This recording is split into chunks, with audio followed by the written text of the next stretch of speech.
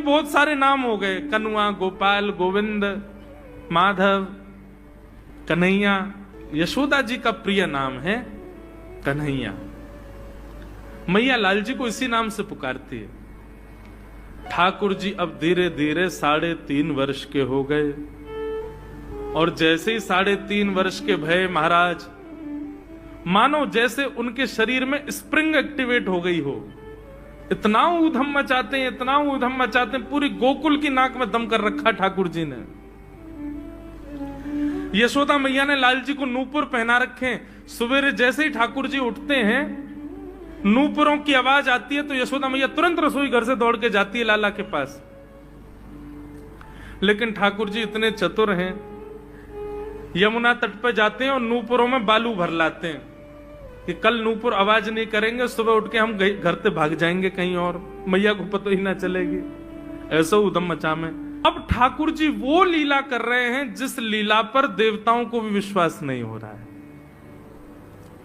ऐसी लीला ठाकुर जी कर रहे हैं कि किसी को भरोसा ही नहीं हो रहा कि जगत नियंता जगदाधार ये कर सकता है। और ठाकुर जी क्या करते हैं? बोले ये मत पूछो क्या करते हैं, यो कह रहे हैं क्या नहीं करते। जो माता पिता अपने बालकों को बहुत ऊधमी समझते हैं, बहुत बड़ी कृपा है ठाकुर जी की कि आपके घर ठाकुर जी जैसे ऊधमी बालक नहीं है। ऊधमों के सिरमौर हैं ठाकुर जी। कैसा ऊधम मचाते हैं? नहा धो करके ठाकुर जी सवेरे तैयार होते हैं, सबसे पहले गैयाओं के पास जाते हैं। मैया कहवे लाला नहा धो के सबसे पहले गैयान को प्रणाम करवे जा, गैयान को स्पर्श कर फिर कछु करियो। ठाकुर जी गैयाओं को प्रणाम करने जाते हैं। जैसे ही देखते हैं कि कोई गैया बैठी है, सो ठाकुर जी कहें अरे अरे मैया, या गैया को आलस आ गयो, या को आलस आ गयो, या को आलस दूर कर दूं। सो बैठी हुई गैया के ठाकुर जी सींग पकड़ लेते हैं और सींग पकड़ करके अपनी ओर खींचते हैं। दूसरी तरफ से सींग बलराम जी पकड़ लेते हैं। अब ऐसे सींग पकड़ करके ऐसे ऐसे गैया के सींग हिलाते हैं। अब बैठी रहती गैया थोड़ी देर तो कोई बात नहीं, जैसे जोर जोर से हिलाना प्रारंभ करते हैं सोई गैया खड़ी हो जाती है। और जैसे गैया खड़ी होती ठाकुर जी लटक जाते हैं सींगों से। अब ठाकुर जी को तो बढ़िया झूला बन गया, गैया की सींगन पर झूल रहे हैं। थोड़ी देर तो गैया इधर से उधर ठाकुर जी को झुलाती रहती है, लेकिन थोड़ी देर बाद जैसे ही ठाकुर जी की पकड़ कमजोर होती है, गैया को पता चल जाए कि अब लाला गिरवे वार होए, तो गैया भी इतनी चतुर कि वो गोबर में ही जाके खड़ी हो गए। ठाकुर जी के इन्हें आगे को चल, मैं गोबर में है जाऊंगो। गैया के ना अब तो मैं यही खड़ी रहूंगी, तुम गोबर में ही गिरो।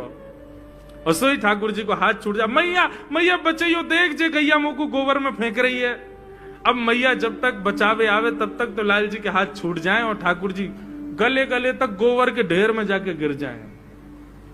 पर यशोदा मैया निकाले, कितनों सजाए लो, कितनों ए लाला तू वैसे ही कारो, ऊपर ते मैं तो को बढ़िया सुंदर बना के रखूं, लेकिन तू घूम फिर के गोबर में ही आके चौ खेले। मोकू तो लगे तू पूर्व जन्म को सूकर दीख है। ठाकुर जी मंद मंद मुस्कुरा रहे, हाँ मैया जे बरा भगवान को अवतार भयो ना, जाने पृथ्वी की रक्षा करी हिरण्याक्ष थे। भैया बोली हाँ वो मैं ही तो हतो, मैं जय जय हूं मैया, वो बरा भगवान ही जय जय, वही जय जय तेरे यहाँ लाला बन के आयो है।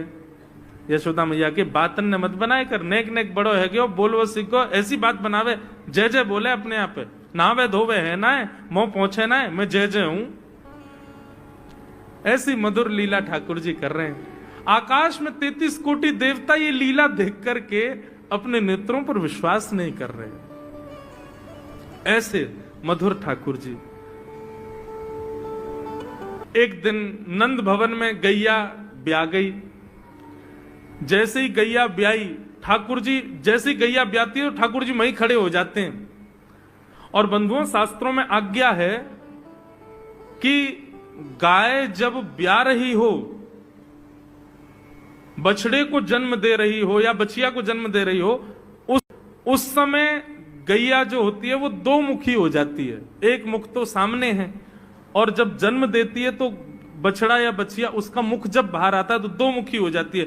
ऐसी दो मुखी गैया की जब आप परिक्रमा करते हो तो पूरे ब्रह्मांड की परिक्रमा का फल प्राप्त होता है। तो ठाकुर जी का नियम है, नंद बाबा की उंगली पकड़ के खड़े रहे। जैसे ही गैया ब्यावे वारी हो तो वाकू सहलाते रहे। जैसे ही गैया ब्यावे वारी हो, जैसे ही बछड़ा बाहर आवे सोई ठाकुर जी वाकी परिक्रमा कर ले। परिक्रमा करके दंडवत प्रणाम करें, वाकू वाकी चरण रज को माथे से लगा में, और बछड़ा जन्म ले सो वाकू नवा में दुआ में वाकू अपने गरे से लगा में। एक दिन ठाकुर जी जोर जोर से रोने लगे। बछड़ा जैसे ही जन्म लियो बछड़ा ने, ठाकुर जी रोने लगे। नंद बाबा शांत करा में नहीं माने, बलराम जी ने शांत करायो नहीं माने। यशोदा मैया बोले लाला का भयो, तू रो क्यों रोए? बोले मैया मेरे संग बहुत बुरा भयो। यशोदा मैया बोली कहा भयो? बोले गैया के बछड़ा ने जन्म लियो। मैया बोली तो वाह बछड़ा को मैंने मुंह खोल कर देखो, वाह के सबरे दांत ने करे आए। मेरे जन्म को 3 साल है गए, अभी तक 4 ही दांत निकरे मैया। वो टूट जाए, रो रहे हैं अपने दांतन को, मेरे दांत चौना निकल रहे सबरे। बाप बछड़ा के जन्म लेते सबरे दांत आ गए, मेरे दांत चौने ही आ रहे हैं। यशोदा मैया ऐसी मधुर बात सुनकर के झूठी झूठी कहती, मैया कहती लाला तू दूध ना पीवे ना, पूरे दिन मक्खन खावे, मक्खन चिकनो होवे, दांत निकरे चिकनो है कि सुई पेट में चलो जाए, तो दूध पिए कर। चोटी पकड़ के रोते मैया मेरी चोटी चौना भर रही। बाप बलराम की चोटी देखो कैसी नागिन जैसी चोटी है वाकी, और मेरी चोटी कैसी है मैया, नेक सी पतरी सी। मैया बोल लाला तू दूध ना पीवे, दूध ते चोटी बड़े। बलराम में देखिए ऐसा जग भर के दूध पीवे। सो ठाकुर जी दूध को पात्र हाथ में ले में, अपनी चोटी खोल ले में, और फिर चोटी पकड़ करके दूध पी में, और दूध पीते पीते नापते रहे कितनी बड़ी भई की ना भई अभी। ऐसी मधुर लीला ठाकुर जी करते हैं। ऐसी लीलाएं हैं ठाकुर जी की कि उन लीलाओं को सुनकर के जो ज्ञान के मार्ग को नहीं समझ पाते, जो वैराग्य के मार्ग को नहीं समझ पाते, जो ज्ञान और वैराग्य से ठाकुर जी को प्राप्त नहीं कर पाते, वो इन लीलाओं से ठाकुर जी के हो ही जाएंगे। ऐसी लीला है।